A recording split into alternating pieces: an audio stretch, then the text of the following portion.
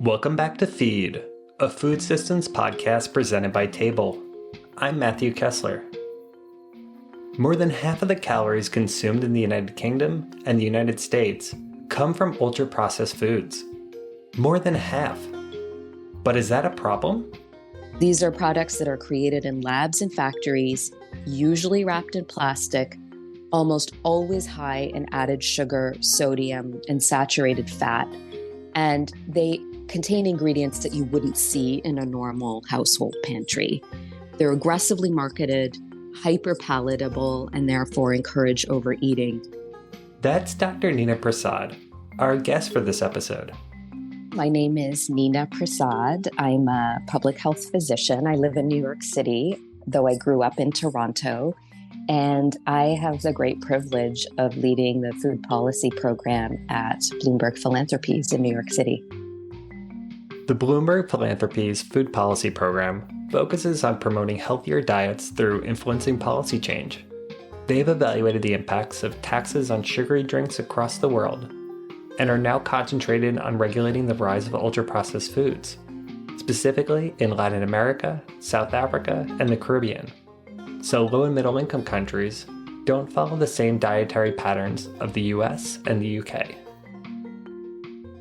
For regular listeners of Feed, this conversation will act as a bridge between our last season, where we explored power in the food system, and our next season, where we ask if food systems should be more natural, say with fewer ultra-processed foods lining our grocery stores and markets. I chat with Neena about the corporate power behind ultra-processed foods, and whether adding labels and taxing ultra-processed foods actually produce desired results. And we also chat about how to separate the positive benefits of processing food from some of the negative health effects. So I want to start with this idea of naturalness. We all might have an innate idea of what is natural, but just like everything else we know about the world, those ideas are influenced by our childhood, our culture, and our education. So Neena, can you share a story about a time in your life that helped form your views on what are natural and healthy foods? Sure, I would be happy to. And I don't know that I can necessarily pinpoint a single story. There are so many. But a few different parts of my identity, I would say, have shaped my views around healthy foods. The first is I'm a child of Indian immigrants, specifically from the Punjab region, and the cuisine is incredible, as it is throughout all of India, really. And my mother grew up with a garden that was a major source of fresh food for her family. And I think that upbringing really shaped how she fed her own children and likely also instilled in me a love of gardening. My mother is an incredible cook, and we were exposed to so many wonderful tastes and smells and textures growing up.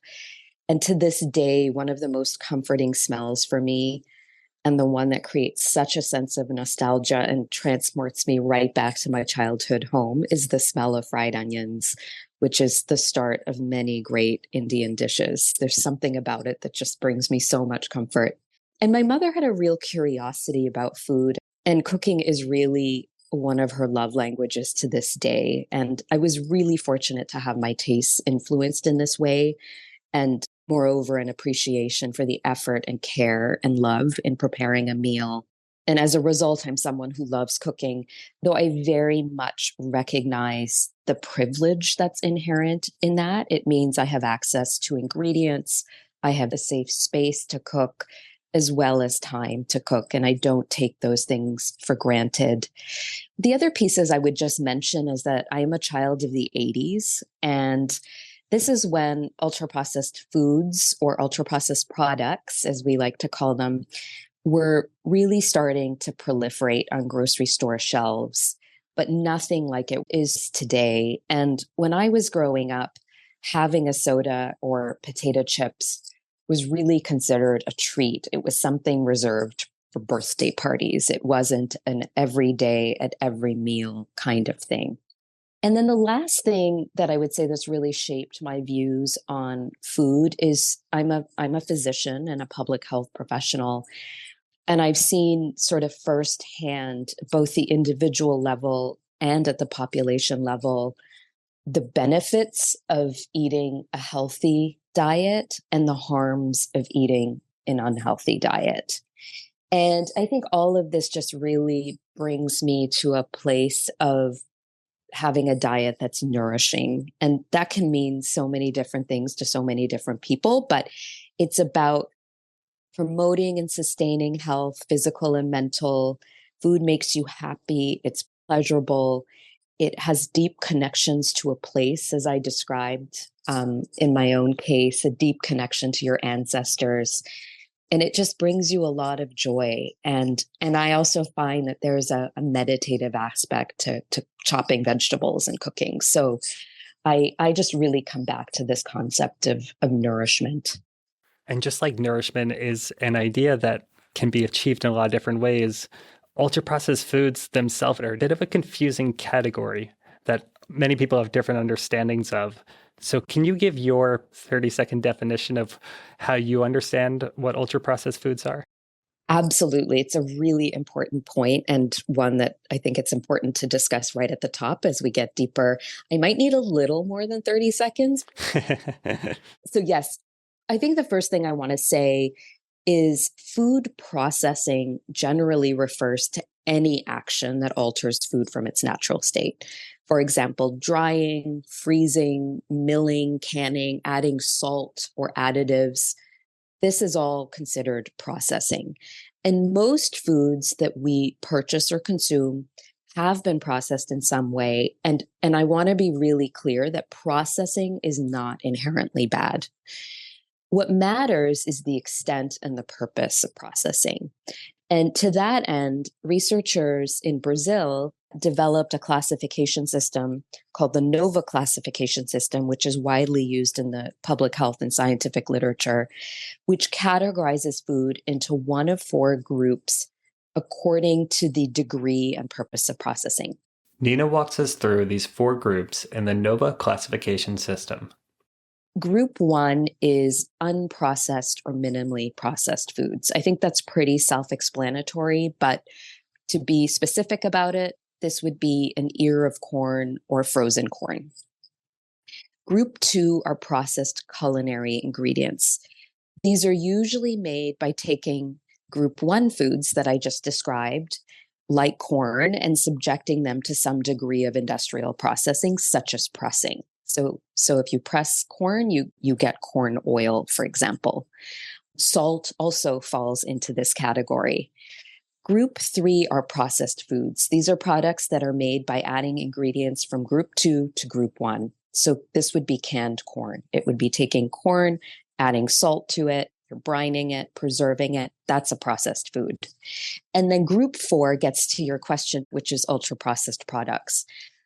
And I do think it's important. We really, in the work that we do, prefer to use the word ultra processed product as opposed to ultra processed food, because it is arguable that these are not actually foods. And the reason for that is these are edible products that are made from industrially manufactured ingredients that have been extracted from food, processed, and reassembled. So you're literally taking food apart through various manufacturing and industrial processes and reassembling it. So continuing with the corn example, this would be corn chips. And we generally say that an ultra-processed food cannot be made in a home kitchen. These are products that are created in labs and factories, usually wrapped in plastic, almost always high in added sugar, sodium, and saturated fat.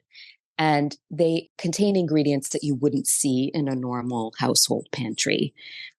And there's a large and growing body of evidence that points to a number of health harms associated with high ultra-processed product intake, or UPP for short, such as obesity, diabetes, heart disease, certain cancers, depression. The evidence is growing daily. Quick aside here, while the evidence bears out the health claims specific to Category 4, it's worth noting that much of our food, regardless of what category it's in, is produced in factories. This includes Category 1 meat and fish, and not just Category 4 ultra-processed foods.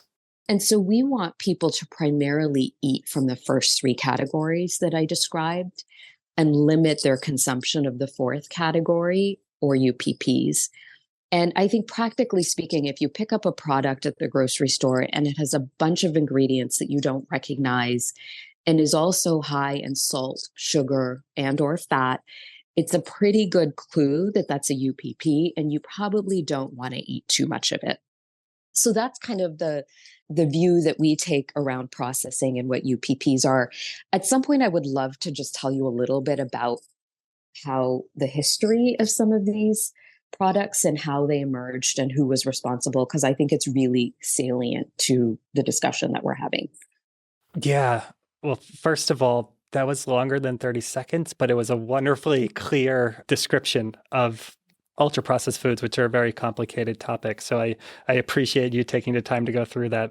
There are so many threads that I want to discuss with you, including the history of processed foods, the scale of it today, the fact that it makes up over 50% of calories consumed in the United States and United Kingdom. There's a number of threads, but I want to continue on this fourth category for a little bit longer. So processing, as you said, is not all bad. It's able to extend the shelf life of products. You can fortify nutrition. There's also arguments that it could reduce the environmental impact of animal source foods like plant-based milk alternatives or plant-based meat alternatives. So I wanted to understand how you sort of parse the quote goods and bads of ultra-processed foods.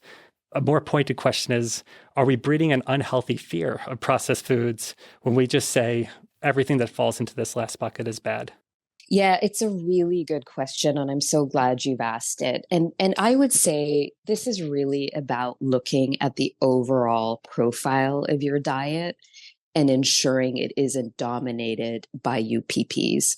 And by that, I mean the really high sugar, salt, fat products that have a bunch of additives that you wouldn't see in your home. That's really what we're talking about here. And if the vast majority of your diet falls within those first three categories I described earlier, no one is saying don't buy packaged bread or oat milk, not at all. I think the point is really that UPPs should be limited. So, for example, many people buy packaged bread because making it yourself or buying it at a bakery is just not possible. But if with that bread you are consuming highly processed meats and soda and potato chips regularly, that's the concern.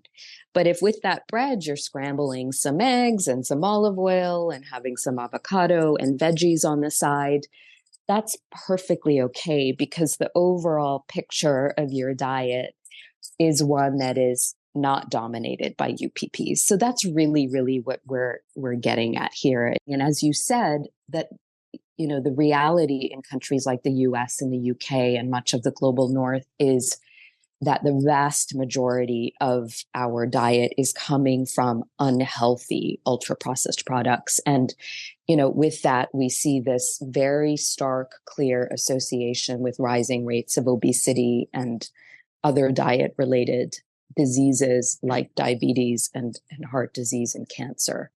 So that's really what this is about. I just want to flag here that there's no official health definition of ultra-processed foods. Even the NOVA classification categorizes these foods by the extent and purpose of which they are processed. There's a lot of debate and disagreement among researchers on the utility and harm of these products, though most agree on the negative health impacts, especially of Category 4. While we've heard the case against ultra-processed foods, some researchers prefer to emphasize the extended shelf life of these products, the increased palatability, meaning processing these foods are a way to get people to eat foods that they typically wouldn't, and the potential for fortification. So adding vitamins and minerals into foods, especially in regions where nutrient deficiencies are common. So there's many trends happening in the food system, and I want to highlight two in particular to help set the scene for the next part of our conversation. So one is there are fewer food companies in the world, not just in the United States, that produce, distribute seeds, farm inputs, and food for the whole world. And another is there's a steep rise in the consumption of ultra-processed foods. And I want to zoom in now in Latin American contexts where Bloomberg Food Policy Program does quite a bit of work. So can you set the scene and talk about how these trends are playing out in Latin America? Yeah, absolutely. I think you hit the nail on the head. It's very few corporations that produce and sell the vast majority of UPPs. When you have such concentration of food production in the hands of just a few corporations and a few retailers, it's really clear where that power lies. And we are, in fact, seeing a growth of these products in countries around the world, regardless of their level of income. So that includes low income countries as well. In other parts of the world, in middle income countries, about 20 to 40% of calories come from the sales of ultra processed products. And I would say this change is due to a variety of factors, including a growing middle class with greater disposable income. I think a real appeal and a desirability of these foods. And that really goes back to very sophisticated, assertive, pervasive marketing by a lot of these companies. I also think, and this is something we've really got to grapple with, is there's a convenience factor here too. And being able to prepare a home cooked meal not only requires monetary resources, but it requires time. And so it can be convenient to get something that's ready made or nearly made. And we completely appreciate that. So I think all of these factors are contributing to a worldwide shift towards greater consumption of ultra processed products. And as a result, like in the US and other countries in the North, we are seeing in low and middle income countries rising rates of obesity, diabetes, and this can really overwhelm already burdened health systems. It can impact people's quality of life, their ability to go to work. So it's really potentially a catastrophe in the making. And our hope is that countries in Latin America are not going to get to the stage where we are in the US. And that's really what this program is about, that we support. It's about putting in place policies that reduce the appeal and demand for ultra processed products and help people choose healthier foods, including foods that align with the rich culinary and traditional history in many of the places where we work. I will jump into next reducing the appeal and demand for ultra processed products and how you're going about doing that. But I just want to linger a little longer on the power aspect. So we've talked about the power of the size and scale of these multinational food corporations, the power of marketing, the power of, say, convenience. These are all economic efficiency arguments in a way. Are there any other aspects of power that you want to touch on?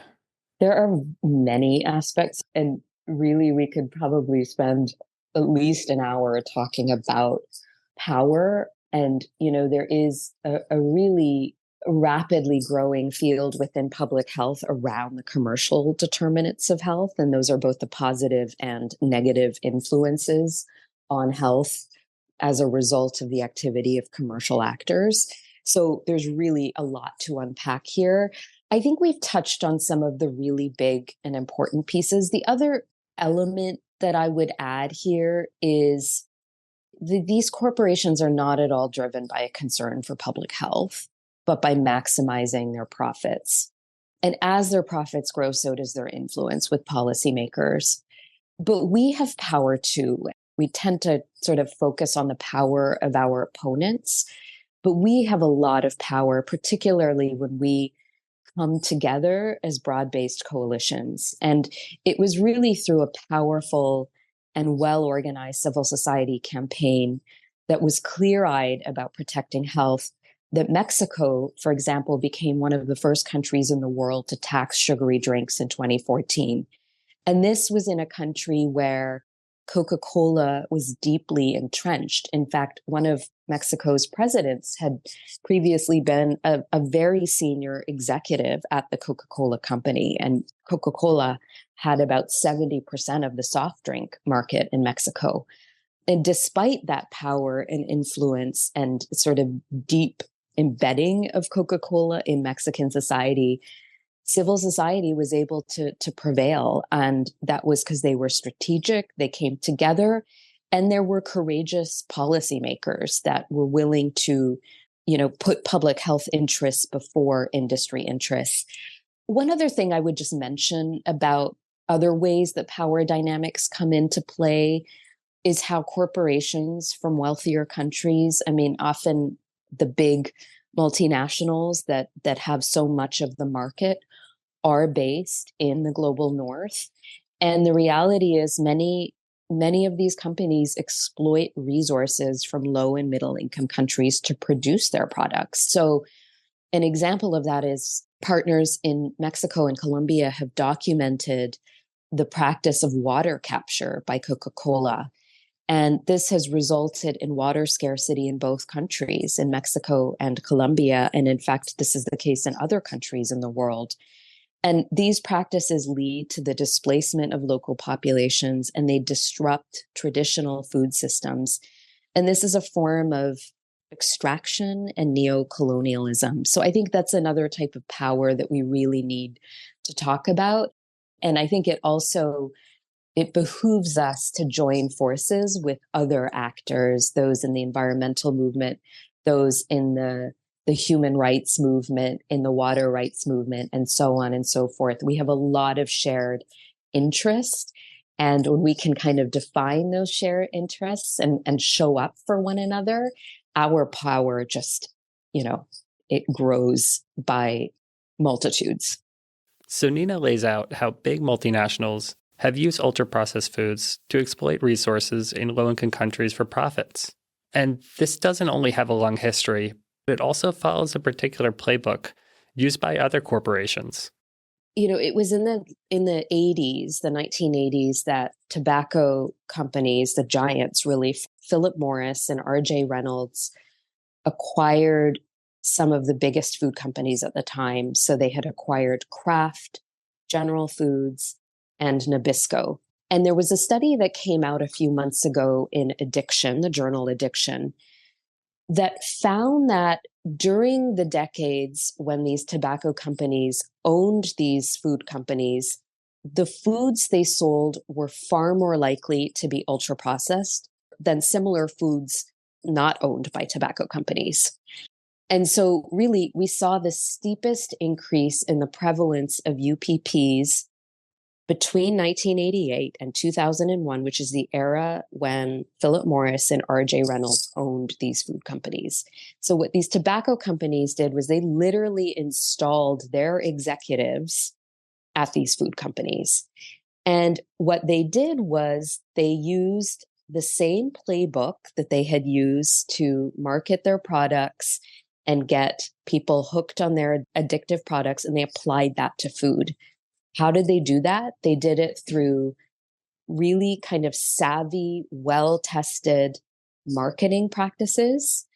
And then the other really interesting thing was these companies had an extensive library of colors, flavors, and additives that they had developed for cigarettes.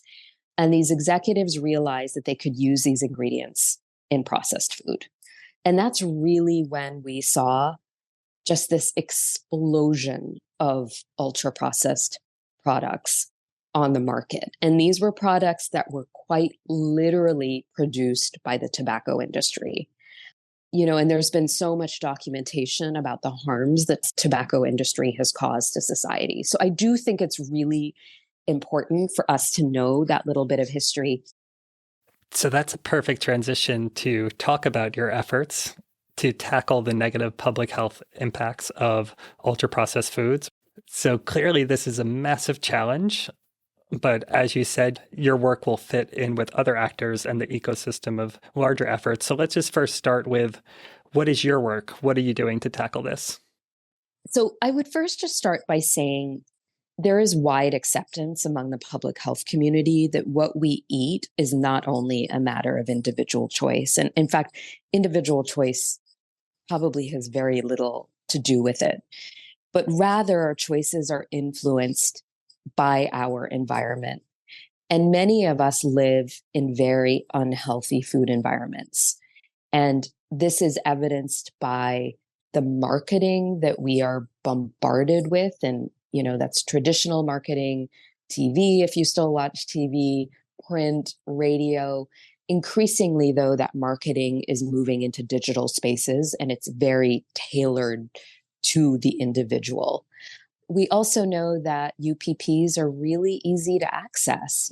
Often you have what were previously coined as food deserts, places where you couldn't find healthy food, but you could find a lot of junk food. And, that tends to be the case in poorer communities of color here in the US. And these products are also relatively low cost compared to foods that are healthy and nourish. We've really recognized that we live in this environment that is driving people completely rationally to choose products that are not good for them. So what we are trying to do is use policy to change that food environment so that healthier choices are the default choice and are the easy choice. And what we do is we support civil society organizations in countries around the world to advocate for healthy food policies. And once these policies are implemented, we support rigorous research to study the impact. And the policies that we have prioritized are fiscal policies. So this is taxing sugary drinks and ultra-processed products. As I mentioned, Mexico was one of the first countries to adopt a sugary drink tax. Now over 50 countries in the world have taxes on sugary drinks. And in fact, just last month, Colombia became one of the few countries in the world, perhaps the first country in the world, to not only tax sugary drinks, but to tax ultra-processed products. And they have framed it that way, that this is a tax on ultra-processed products, which is really exciting. Other policies that we work on are front of package nutrition labels. And in particular, there's really compelling and growing evidence around the impact of a warning label approach. So Chile was the first country in the world back in 2016 to place octagonal warning labels on the front of packaged foods that exceed set thresholds for sugar, sodium, saturated fat. And it's a really incredible thing to see, to sort of see a product in Chile. It has these large stop sign warning labels on them. They're really easy to understand. And what they did was they coupled it with two other policy areas, which are also areas that we work on. The first is a marketing restriction. So if a product in Chile carries a warning label, it is subject to pretty comprehensive marketing restrictions, and that includes on the package itself. And it's pretty incredible to see a box of Frosted Flakes, or what is called Zucaritas in Chile, without Tony the Tiger on it, because that is considered child-targeted marketing. And they've also coupled this policy with restrictions around what can be sold and served in schools. So improving the public sector is a very big focus area for us. So in Chile, if a product carries a warning label, it can't be served or sold in schools. It was really effective in kids. Kids understood it immediately, and in fact became some of the best messengers in guiding their own parents on what they could and couldn't buy because they couldn't take certain things into schools. I also want to call out recently the city of Rio de Janeiro in Brazil adopted a bill that prohibits the sale and consumption of UPPs in all schools. And that's a pretty, I think, remarkable policy that's going to lead to social norm change in a young population and hopefully stay with them throughout their lives. So that's sort of an overview of the types of policy work that we support. So to review, we've got supporting taxes on high sugar, high salt, or even ultra-processed foods, marketing restrictions, particularly those aimed at children, public sector interventions, like regulating what's served in schools, and front-of-package warning labels. Some of these interventions, like front-of-package labeling, are a bit contested. While evaluations of front-of-package nutrient warning labels in Chile and multiple other countries have demonstrated their efficacy, some other versions of labels, such as traffic light and health star rating systems, have been found to be confusing to navigate for consumers. And it takes a lot of resources to figure out the right way to regulate and monitor these products. Neena shares why the Food Policy Program supports front-of-package nutrient warning labels. I mean, this is a policy where the burden is really on the industry to implement. So of course, governments need to monitor it and enforce it and ensure there is compliance. But the large burden of administering it falls on the industry, which I do think is a beautiful thing if you've got, limited resources and capacity in a government. There are many approaches to front of package labeling. The way to think about this is really meant to be a tool to inform customers. You're in the grocery store, you make decisions quickly. What is the approach that's going to help you make the best decision in just a few seconds? And in all of the places where we work, where partners are working on front of package labeling, we test in the population various approaches to labeling. And inevitably, the warning label approach comes out on top in country after country, in that it helps consumers quickly identify foods that are bad for them, i.e. UPPs, and an understanding that these are foods they shouldn't be choosing. We have, since Chile adopted their policy in 2016, been supporting an evaluation, a very rigorous multidimensional evaluation. And we are seeing that the purchase of nutrients of concern, so sugar, sodium, saturated fat, calories, have declined significantly. In the first year that Chile implemented their front of package warning label policy, there was a 24% reduction in the purchase of sugary drinks. There's been a recent finding in the last few months around the marketing dimensions. And what we observed was that there was an over 70% decline in children's exposure to regulated foods, i.e. foods that carry these warning labels on TV, which is just a massive impact from a policy. The industry will like to say, well, this is going to result in job loss. It's going to hurt the economy. And we've studied that. From the evidence that we have so far, there are no negative impacts on the retail sector and on employment. So overall, this is looking to be a very effective policy. And in fact, countries in Africa, like South Africa and Ethiopia, and in Asia, India, for example, are seriously considering a similar approach as well, because it is the best studied approach and it's one that's showing to be very effective. The other thing I want to say that's really important is that there's no magic bullet here.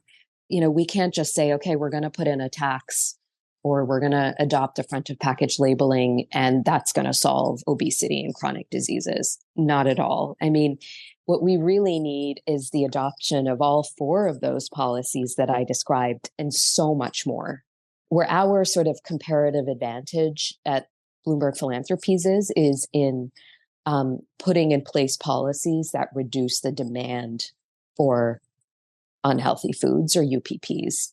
But there's also a whole supply side dimension to this, like what products are we subsidizing? What products are government subsidizing? They're often very heavy subsidies for things like corn and soy. And how are those commodities being used? It's usually not to produce healthy foods. It's often to produce feed for animals. So this is really a big and complex system. And it's really going to require a whole host of actors working right from community level up through global levels on both supply and demand interventions. We're really just one piece of a very large and complex puzzle. This might be a bit of a tricky question, but why regulate the products rather than the companies that are producing them? Is it just a matter of what's possible? Yeah, such a great question. And I think what you're really getting at here is about the outsized role and influence of corporations in our world, regardless of what they are selling. And so I don't think we can realistically isolate the food and beverage companies from, say, other corporations that have a lot of influence and cause a lot of harm, like the fossil fuel industry or gun manufacturers or tobacco companies. And I don't disagree that all of these corporations should be regulated, and there are undoubtedly activists and organizations working on this. But we are public health professionals, and that's really the lens through which we look at this. This is why the food policy program is primarily focused on informing people about the harms of ultra-processed products and putting in place policies that make them less desirable and make healthier choices easier. I think one other thing I would say here is that in all of our work, we feel pretty strongly that industry should not be sitting at the table when it comes to setting health policy, because their interests are so diametrically opposed to our interests, which is promoting health. Their interest is selling more UPPs and maximizing profit for their shareholders. Our interest is selling fewer UPPs and maximizing health for the public. And so a great deal of our partners' advocacy and effort is focused on ensuring the public health policy making is not muddied by commercial interests. Do you have any additional reflections on naturalness or power in the food system that you'd like to share that we haven't touched on yet? There's often a lot of talk around reformulation. Like, well, if we take an ultra-processed product and we reduce the sugar or we reduce the sodium, then isn't that okay? And, I would say maybe in the shorter term, in a place like the US, where there is so much UPP consumption, that might make sense. But that can't be our end goal. The end goal has to be access to healthy foods, minimally processed foods, time to cook, education around cooking. That's really the aspiration that we have.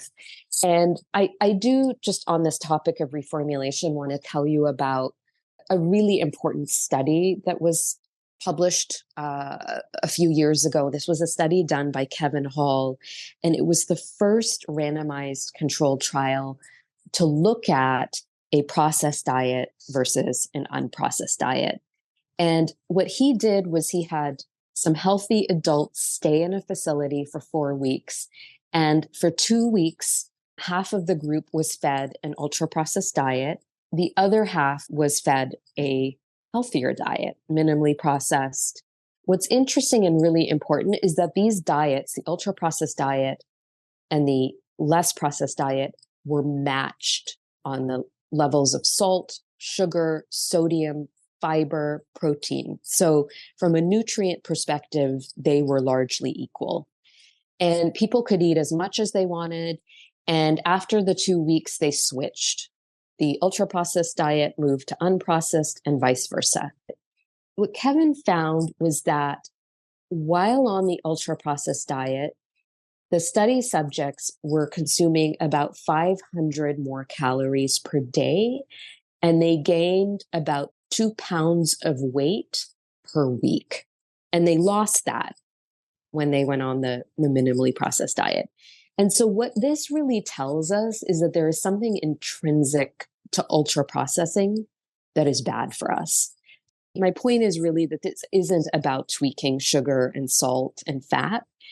There's something about this category of products that is not good for us. And and I think as tough and as crazy and as idealistic as it may seem, our vision has to be one that gets people to a place where they can access affordable, culturally appropriate, healthy foods that they have the time to prepare and share with their loved ones. That's really our vision. And it may take us a long time to get there, but I really do have a lot of hope that we're going to get there.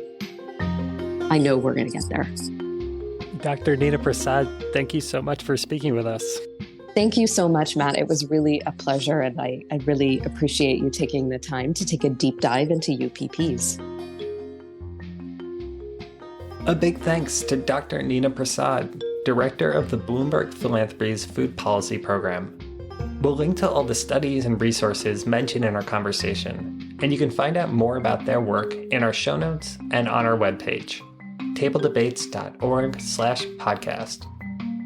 If you're interested in this topic, you might also enjoy reading Table's explainer on ultra-processed foods. We have a few other pieces of work coming out on UPF soon, which you can access as soon as they're published by subscribing to our newsletter, Fodder. And thanks to you for listening.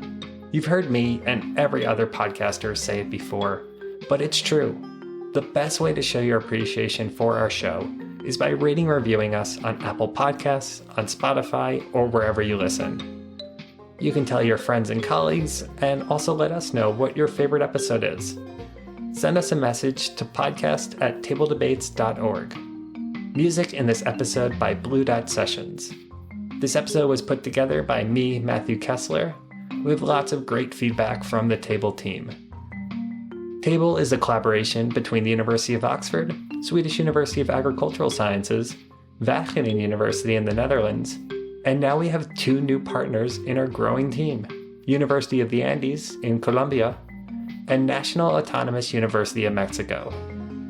We're hard at work putting together the nature season of Feed. New episodes will come out in March. Talk to you soon.